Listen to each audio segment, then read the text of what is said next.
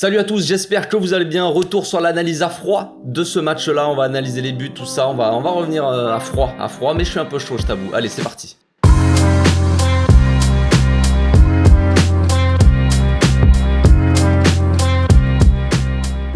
Au passage, n'hésitez pas à vous abonner, liker et commenter. C'est le meilleur moyen de me soutenir et ça fera plaisir à tonton.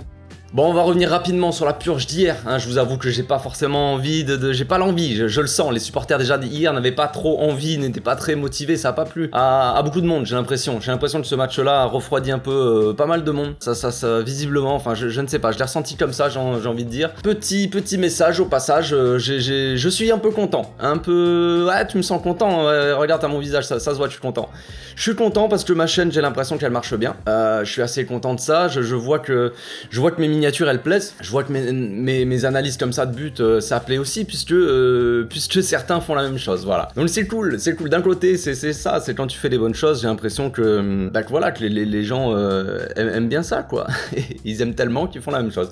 Bref, que veux-tu que je te dise frère? C'est parti, on va commencer. Le Barça donc gagne son premier match du mois d'octobre, peut-être pas le plus facile pardon sur le papier en tout cas, mais face à un double bus comme ça c'est toujours compliqué, peu importe les années, peu importe les coachs, peu importe les joueurs qui passent, on le sait, face à des bus, c'est compliqué. En attendant le match du Real ce soir contre Osasuna, si je me trompe pas, fameuse équipe d'Osasuna, j'espère qu'Abdé va là. Bref, le Barça est premier, provisoirement, on va dire. Xavi a battu le record de Zidane avec 18 match sans défaite à l'extérieur, c'est plutôt une bonne nouvelle aussi, c'est pas quelque chose qu'il faut minimiser en soi. Ter Stegen aussi a battu son record, son propre record d'invincibilité les amis, 534 minutes sans prendre de but, ça c'est à noter, le grand Ter Stegen est de retour avec des cheveux en plus bizarrement, je ne sais pas.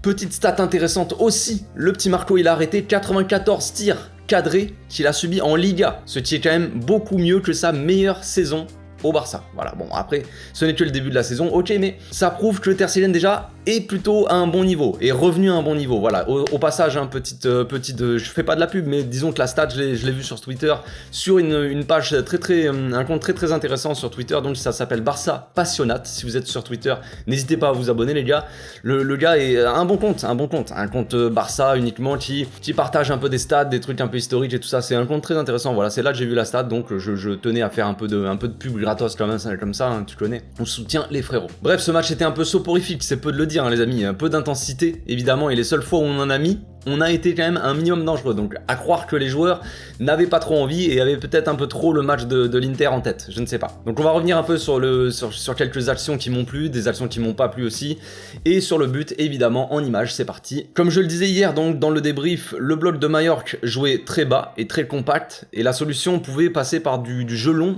dans le dos de la défense. Sur cette action, on voit Lewandowski qui vient apporter une solution à Busquets, qui est dans l'axe donc, en dessous déclenche son appel dans le dos de la défense, Xavi va pour le déclencher aussi, mais voit que en dessous le déclenche un peu dans la même direction, donc il change de direction, il le déclenche plus vers on va dire l'extérieur. Busquets ne fait pas la passe. Pourquoi est-ce qu'il n'a pas confiance en dessous? Peut-être, je ne sais pas. Est-ce qu'il ne voulait pas prendre le risque de perdre le ballon aussi? Si on prend pas de risque dans un match comme celui-ci, comment peut-on marquer? J'ai envie de dire. Busquets m'a un peu déçu hier, je vous avoue. Bon, sur l'action du but, l'équipe de Mallorca donc avait déjà posé le bus, bien garé, les mecs ils avaient pris les clés, ils les avaient jetés dans la mer, il y avait plus de double bus, c'est fini. Donc Alba reçoit le ballon sur le côté, et comme je le disais hier, il reste un peu immobile, le petit Jordi. On dirait qu'il est à l'entraînement, tu sais, vous savez, quand il y a des exercices à l'entraînement, tu sais, t'as le droit qu'à 2 touches de balle. Là, c'était pareil, il a le droit à 2 touches de balle, il attend, il fait sa passe. Bref, il sert en dessous Fati qui vient faire l'appel dans les pieds, en dessous se défait du marquage pendant que Lewandowski attend un peu pour apporter son soutien. Il sait pas si en dessous va vouloir le chercher un soutien, tout ça, donc il attend un petit peu. Une fois qu'il voit que Ansu Fati fait la différence, il déclenche son appel dans le dos du défenseur, en dessous le sert parfaitement dans la course, et Lewandowski après il fait le taf, évidemment sur l'action, on va quand même souligner aussi le travail sans ballon de Gavi qui fait l'effort, et qui s'éloigne un peu de Lewandowski, pour attirer un peu son défenseur on va dire, le défenseur qui le marque du coup, hésite un peu entre sortir sur Lewandowski ou rester sur Gavi, c'est pas trop, parce que du coup Gavi pourrait se retrouver seul dans l'axe, ce qui fait que Lewandowski donc se retrouve en 1 contre 1 et feinte le défenseur après parfaitement pour placer son ballon parfaitement dans un trou de souris j'ai envie de dire, donc ce sera le seul but du match, ça fait 1-0. Sur une autre action après le but, Lewandowski il a le ballon, il sert Jordi Alba, qui sert lui Gavi, en dessous revient aussi pour demander le ballon, ce qui attire l'attention de Maffeo si je dis pas de bêtises. Lewandowski est complètement oublié, Gavi sert Busquets qui joue en une touche parfaitement pour Lewandowski dans le dos de la défense. L'action ne débouche pas sur un but, mais voilà, c'est ce que j'attendais hier, c'est ce que je disais, qu'on joue un peu plus souvent dans le dos de la défense en première intention, plus rapidement aussi, des fois. Et ça, ce genre d'action-là, je l'attendais un peu plus souvent, et quand Busquets se fait ce genre d'action, et quand il est dans un bon match, j'ai envie de dire, il peut faire ce genre de choses à la perfection, c'est son domaine, Busquets, c'est tout, il a la qualité pour faire ce genre d'action. Donc là, on va avoir une action défensive, défensive, on va avoir un gros trou noir, je sais pas si c'est passé, une dimension parallèle. D'ailleurs, ils ont le ballon du côté de Jordi. Bon, voilà, chacun a l'air de tenir son joueur, on va dire, mis à part Jordi qui est à 40 mètres du joueur, mais bon, d'un côté, Maffeo colle la ligne, donc il va pas aller non plus contre la ligne. Jordi Alba, faut qu'il couvre un minimum l'axe. Kessié couvre une éventuelle passe dans l'axe. À ce moment-là, Busquets oublie complètement son joueur qui se libère du marquage, comme on voit son goûter un gamin de 3 ans. Derrière, Kessié a dû récupérer peut-être le vestiaire de Dest, je pense, et consommer ce qu'il y avait dedans. Je ne sais pas trop, je sais pas quoi vous dire, parce qu'il est complètement spectateur de l'action. Le mec est en détente totale, en tongs, main dans les poches, en train de... Qu'est-ce que tu fais, frère? Qu'est-ce que tu fais? Ok, Busquets a fait n'importe quoi, voilà, il oublie totalement le joueur part tout seul, mais Kessié, tu es spectateur de tout ça, tu vois que le joueur se libère de marquage de Busquets et qu'il part tout seul. Pourquoi tu ne le suis pas? Genre, le mec regarde, il est complètement spectateur, je ne comprends pas. Je ne comprends pas. Il voit le gars partir, mais il ne bouge pas. Busquets fait l'erreur, mais si personne ne couvre derrière, on fait le comment? Bah, ok, c'est la faute de Busquets, c'est ta faute, alors moi je fais rien. Non, il faut couvrir ses coéquipiers, j'ai envie de dire, c'est tout. Jordi, lui, est trop loin de Maffeo et trop loin de joueurs qui part seul aussi. Le mec est placé entre les deux, à 10 mètres de chacun, donc c'est bien, c'est cool, Jordi. Fais un choix, frère, fais un choix. Christensen repousse le centre donc qui arrive sur le joueur. Là, je ne saurais pas trop dire ce qui se passe. Vraiment, tous les joueurs sont trop attentistes en fait. Déjà, Alba, on connaît ses duels, c'est son marquage sur les joueurs qui vont centrer. Le mec ne fait rien en fait. Il fait rien, il est là, il se met devant, mais pour faire, je sais pas, pour faire figuration. Toujours aussi navrant, mais que voulez-vous? C'est comme ça. Baldé, donc lui, il ne marque pas assez bien son joueur. Il le laisse totalement partir seul dans l'axe. Mais pourquoi Piqué ne couvre pas l'axe? C'est pareil que c'est un peu le même cas que Busquets. Le joueur se libère du marquage, l'adversaire, et ton coéquipier, s'il le voit, il doit couvrir cet espace qui est dangereux, tu vois. Piqué aurait dû couvrir l'axe. En premier, tu couvres l'axe, tu couvres pas le second poteau, tu vois le délire. Voilà, Piqué réagit trop tard, Baldé aussi. Heureusement, Ter Stegen fait l'arrêt qu'il faut. Bon, le ballon est un peu sur lui aussi, mais il fait l'arrêt qu'il faut, j'ai envie de dire. Sur une autre action, on voit bien la nouvelle connexion Ter Stegen-Lewandowski et les solutions que le Polonais peut aussi apporter dans un autre registre. Ter Stegen dégage le ballon et la qualité de Lewandowski en une touche, en point d'appui, fait la différence aussi. En une touche, donc, il dévie le ballon dans la course de Gavi ou Ansu Fati qui est rentré dans l'axe, donc qui était pas loin du ballon. Ansu prend le ballon et résiste difficilement au marquage musclé du joueur de Mallorca. On a vu ça hier, c'était assez compliqué quand même. Il sert Dembélé sur le côté et fait l'appel dans la profondeur. Dembélé a dû récupérer éventuellement les substances de Kessié à la mi-temps, je ne sais pas, parce qu'il ne sert pas. Il ne lance pas dans la profondeur, dans le dos de la défense, alors que Ansu Fati était complètement seul. L'action s'arrête là. Dommage. C'est con. Autre petit exemple, on m'a dit hier que Ansu n'était pas top, voilà, qu'il n'avait pas été fait un bon match, tout ça, ok, voilà, c'est l'avis de chacun, j'ai envie de dire, mais moi ce que je dis, c'est que, ce que j'ai dit hier dans mon débrief d'ailleurs, c'est que c'était très compliqué pour les ailiers de passer, peu importe quel ailier en fait. Hier, c'était un match très compliqué. Il y avait une défense à 5 et un deuxième rideau à 4. Et à chaque fois, l'ailier, on va dire, adverse et le latéral adverse faisaient une prise à 2 sur l'ailier. Voilà.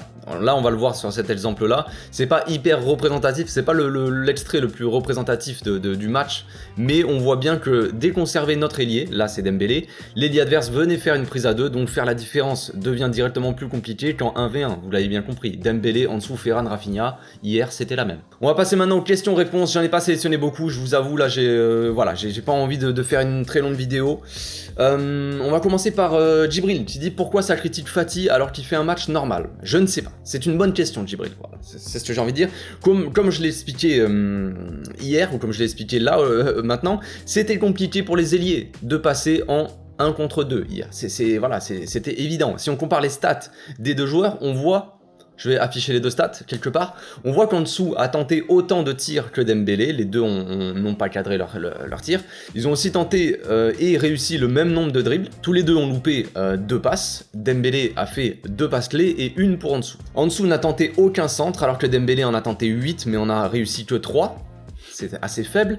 D'un côté, cette stat s'explique par le style, le rôle que demande Xavi à chacun, le rôle qu'a chacun sur le terrain. Ansu Fati, on le sait, il rentre souvent dans l'axe, Dembélé reste sur son côté, donc Dembélé centre souvent et Ansu Fati non. Voilà, logique les gars, jusque là on est bon. Dans les duels, c'est là que c'est assez intéressant. Ansu Fati en a réussi 5 sur 9, alors que Dembélé en a réussi 1 sur 3. Donc Ansu était plus dans les duels, voilà. Pour finir, Ansu a travaillé un peu plus défensivement aussi avec une interception et 3 tacles. Contre aucun pour Dembélé et aucun. Et Ansu Fati évidemment finit avec une passe décisive alors que Dembélé n'en a aucune. Voilà, je fais cette comparaison pas pour critiquer Dembélé les amis, mais quand je vois que Ansu a soi-disant fait un match catastrophique, voilà, ça a beaucoup taillé Ansu, bah je trouve pas en fait. Je trouve pas plus qu'un autre en fait, c'est tout. Je dis pas qu'Ansu a fait un match magnifique les gars, je dis juste que pour les ailiers hier c'était un match très compliqué, très compliqué. Et en dessous n'y échappe pas, j'ai envie de dire. Rien de dramatique pour le coup.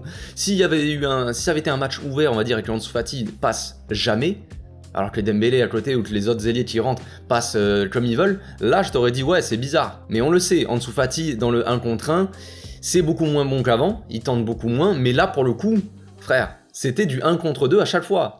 C'était très compliqué pour les joueurs de passer, dans tous les cas. Question suivante de Liam qui dit beaucoup de conclusions à tirer, test de Baldé à droite, donc les anciens et Ousmane face au bloc bas. Oui, beaucoup de conclusions à tirer. Baldé à droite, moi, c'est la question d'après, donc je vais pas me pencher trop sur la question pour le coup. Mais Baldé à droite, il fallait tester Baldé à droite pour les matchs qui arrivent, c'est fait. Je pense qu'il a été plutôt bon, on va dire plutôt correct. Voilà, c'est une solution en plus qu'on a. Voilà, Xavi après décidera. Hein, à ce qui paraît, ça serait plus Sergio Roberto contre l'Inter qui jouera à droite. Mais voilà, on sait que dans le pire des cas, on peut mettre Baldé à droite. C'est un enseignement qu'on a maintenant. Voilà. Après les anciens, on le sait, Piqué, Jordi Alba, on le sait que en ce moment c'est vraiment pas la folie. Busquets a pas fait un match très bon non plus. Hein, je vais pas le cacher. Mais Busquets, on a l'habitude de le voir un peu mieux que ça. Piqué, Jordi Alba, depuis le début de la saison, on a l'habitude de les voir à ce niveau-là, donc c'est pas vraiment une nouvelle, c'est pas nouveau quoi, mais évidemment il va falloir qu'il monte en puissance, parce que dans les matchs comme ça, on va avoir besoin de ces gars-là, oui je sais, j'ai plus envie d'en avoir besoin de ces gars-là. Je suis d'accord avec toi frère, toi derrière ton écran qui me dit ouais mais Piqué j'en veux plus, je sais frère, moi aussi j'en veux plus. Mais c'est comme ça, ils sont là, cette saison va être longue, on aura beaucoup de matchs, il faut que, je l'ai dit, il faut que tout le monde aille dans la même direction, tout le monde soit au niveau, tout le monde rame dans la même direction frère. Et là Jordi Alba et Piqué, ça va pas du tout, ça ne va pas du tout. Voilà, c'est tout. Piqué, ça me dit qu'on a... Enfin, Piqué n'a pas fait un match en soi, je veux dire... comment expliquer ça en termes de duel, Piqué, les duels aériens, il les a réussis, voilà, ok. Mais j'en attendais plus de Piqué offensivement, dans la prise de risque, dans le jeu long, contre une équipe de Majorque qui joue bloc bas. Pourquoi tu ne tentes pas plus de passes longues en fait? C'est là que les défenseurs centraux sont intéressants dans ce match-là. Et qu'ils soient bons en contre au cas où, et sur corner, évidemment des choses basiques. Mais dans ce genre de match où on a le ballon tout le temps, pendant tout le match quasiment, il faut tenter du jeu long. Si tu tentes jamais de jeu long, tu sers à quoi en défense? Tu sers juste à la passer à quelqu'un à 2 mètres de toi. C'est inintéressant. On est au Barça frère. On joue pas à Majorque. On joue pas je sais pas où. C'est tout, c'est comme ça. Après, on m'a dit hier dans un commentaire que voilà, Piqué n'avait pas eu grand chose à faire et que c'est signe qu'il a fait un bon match. Je sais pas. Quand on voit que Christensen a tout fait à côté de lui, peut-être que c'est pour ça qu'il a rien eu à faire.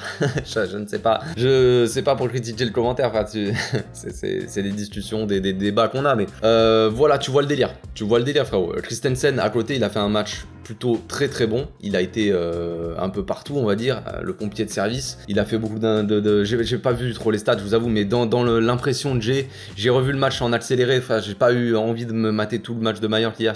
Déjà, j'ai assez emmerdé hier pour ça. Mais voilà, Christensen laisse une impression beaucoup plus meilleure impression tout simplement que Piqué. Piqué, il a été bon dans les duels aériens et c'est tout. Donc j'en attendais un peu plus de lui. En fait, dans l'attitude, tout ça, à un moment, il loupe une passe. Il est à 2 mètres de Busquets, il lui donne la passe. C'est à côté de Busquets. Busquets tacle pour essayer de choper le ballon. Il y a un prise, touche la cuisse. J'ai cru qu'il s'était blessé. Imagine, Piqué, tu loupes une passe à 2 mètres de toi. Et à cause de ça, Busquets se blesse. On a assez de blessés comme ça, frère. Juste parce que t'es pas foutu de faire une passe à côté de toi, c'est compliqué. C'est quoi Applique-toi, ou alors tu ne sais plus faire de passe, ça m'étonnerait. Piqué, ça m'étonnerait les gars que Piqué ne sache plus faire de passes quand même, tu vois le délire. Voilà, on va finir avec Ousmane face au bloc bas. Effectivement, ça c'est quelque chose qu'on a remarqué depuis longtemps, je pense que je suis pas le seul à avoir remarqué, Liam non plus, tu n'es pas le seul. Dembélé face au bloc bas, c'est sûr que quand Dembélé n'a pas d'espace devant lui, il n'y a pas grand chose qui se passe. Alors après, Ousmane, crochet, Ousmane Dembélé, tu sais que ça marche les crochets. Mais voilà, dans les matchs comme ça, c'est pas, le mec n'est pas Neymar, n'est pas Messi, voilà, c'est pas un mec dans les petits espaces qui va, c'est pas un mec très agile, très bon dans les petits espaces, tu vois. C'est un mec, il lui faut quand même, parce que c'est le crochet, à Dembélé, je les aime bien, mais il fait un crochet, la balle, elle se lève et elle va à 2 mètres de lui, tu vois. On n'est pas dans les petits espaces avec le ballon qui colle au pied. Ça, c'est pas Ousmane. Mais donc oui, Ousmane face au bloc bas, directement, il est beaucoup plus inoffensif. Ça, c'est clair. Donc, il faut qu'il soit plus intéressant dans ses centres, Ousmane. Et le problème d'hier, c'est que ses centres, ils étaient moisis, frère. Ses centres, ils étaient moisis. Il en a tenté 8, si je me rappelle de ce que j'ai dit tout à l'heure. Il a tenté 8 centres et il en a réussi 3. Et quand tu vois les centres, frère, c'est que des centres au second poteau, il n'y a personne. Second poteau Pavard, frère, il n'est pas là. donc oui, face au bloc bas, Ousmane est beaucoup moins... Après, à sa défense, on va finir là-dessus pour cette question-là.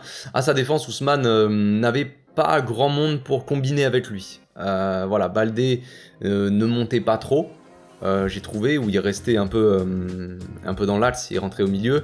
Kessié était un peu partout et nulle part, je sais pas trop, je vous avoue, le match de Kessié m'a très déçu, énormément déçu, Kessié. Et quand on voit en dessous, en fait, à la différence en dessous de l'autre côté, en dessous, il combinait souvent avec Lewandowski. Lewandowski allait souvent côté gauche avec en dessous pour combiner. Il y a une relation entre les deux, il y a une connexion, tout ça, c'est cool. Mais du coup, Dembélé, de l'autre côté, il n'y avait pas grand monde, tu vois.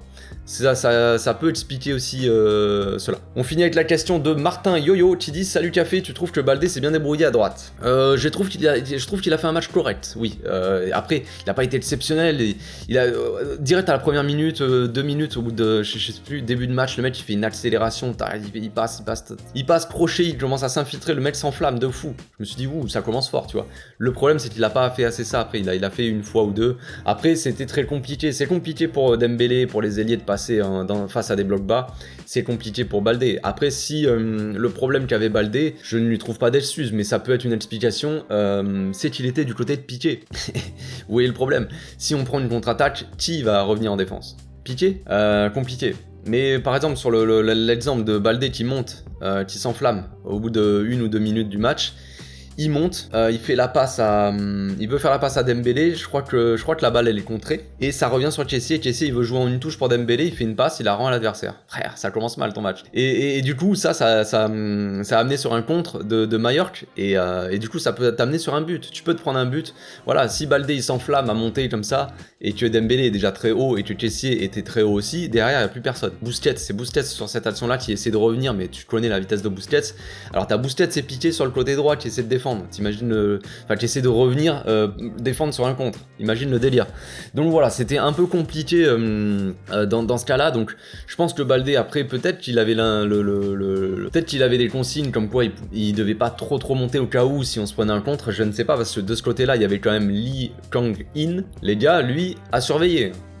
Bon, après, c'est pas une découverte, c'est pas non plus comme si j'avais vu pour la première fois de ma vie ce gars-là, mais je sais qu'il a un très bon potentiel. Mais cette année, il est chaud patate, j'ai envie de dire. Il est très chaud bouillant, le gamin. Lui, potentiellement, il peut finir dans un très gros club. Très intéressant, le gars. Très intéressant. Dommage qu'il soit dans une équipe comme Mallorca, parce que bon, ça joue pas vraiment au football, les gars, mais à part rencontre, voilà, c'est cool, mais très bon, très bonne qualité. Il a vraiment apporté du danger, il a compliqué les choses aussi pour le Barça. Donc très bon. Voilà, à part ça, bon, pour rester sur Baldé, je pense qu'il s'est bien débrouillé à droite. Après, il a pas fait un match exceptionnel, je veux bien le concevoir. Il a quand même été intéressant dans ses replis défensifs grâce à sa vitesse. Maintenant, ça reste Baldé, ça reste un jeune qui manque un peu d'expérience. Là, il joue à droite pour la première fois de sa vie, limite. Voilà, on peut pas s'attendre à s'il fasse un match exceptionnel, mais peut mieux faire, évidemment, peut mieux faire. Mais je trouve qu'il s'est bien débrouillé. Après, ça reste un match assez spécial, on va dire.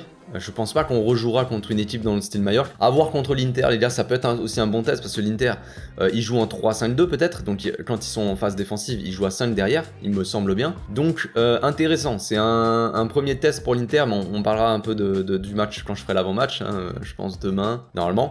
Mais voilà, donc c'est un premier test pour Baldé, un premier test plutôt réussi dans l'ensemble. Voilà, j'ai rien d'autre à dire de plus, les gars, on va s'arrêter là. J'espère que la vidéo vous a plu, on se retrouve demain les amis pour une nouvelle vidéo. D'ici là, portez-vous bien, passez une très bonne journée, ciao.